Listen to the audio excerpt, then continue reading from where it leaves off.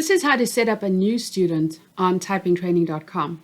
We're going to talk about how to set up one student. It is possible to upload big groups of students from a spreadsheet from your school district, and we'll talk about that in a different video, but right now let's talk about one new student. Make sure that you are logged into your admin account, and then make sure that you have selected the group that you want to add your student into. So I'm going to choose Lincoln Elementary here. Click on the plus sign here to open that up.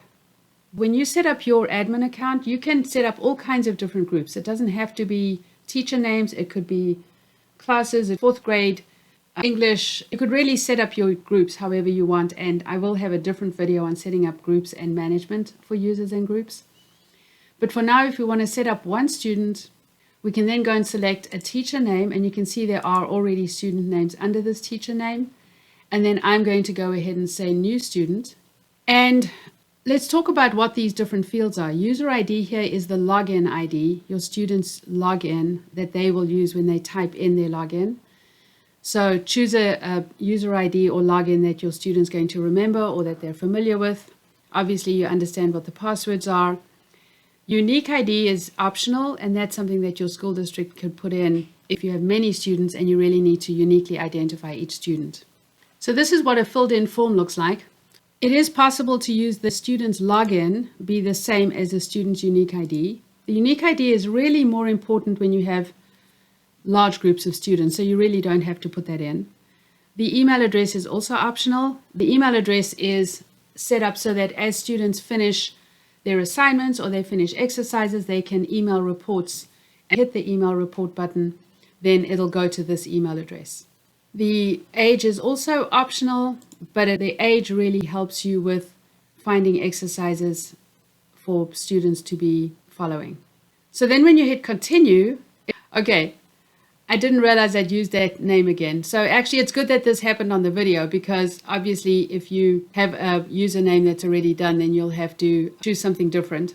So this is saying username Jenny Smith 124 is available, and I'm going to make this a 4. Okay, so there's always technical issues, and it's fine when technical issues happen on tutorial videos. So now when I hit continue, this creates a student under Mr. Lee, and there's Jenny Smith 124.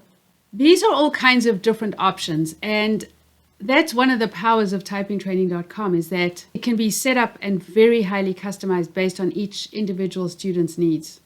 One of the most important things you have to really understand, and I will do more videos about this, is computer guided mode and self-guided mode.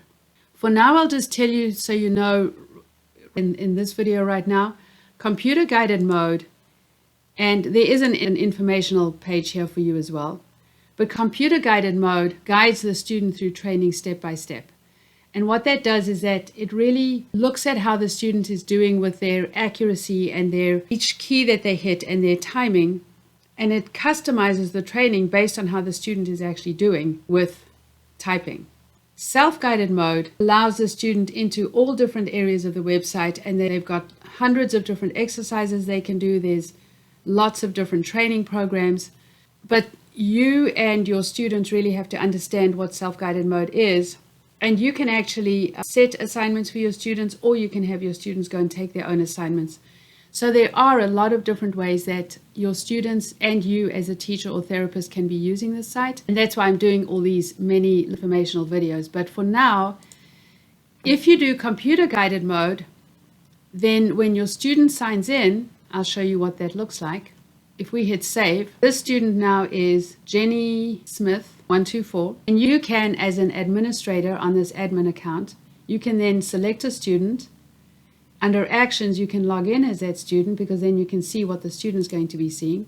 And you can see that it starts off with who is your coach. If you click on this button here, the coach will talk to you. You can make him start and stop. So your student chooses a coach. So I'm going to choose, I don't know, let's choose Frank here. And then Frank will tell your students what to do. So that is the computer guided mode.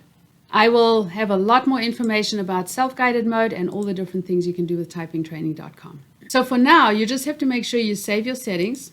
Each one of these different options, I'm going to be creating individual videos for. But for now, that allows you to get your individual student set up. And then whatever your user ID login was that you created for your student and their password, this is the information you give to your student to log in.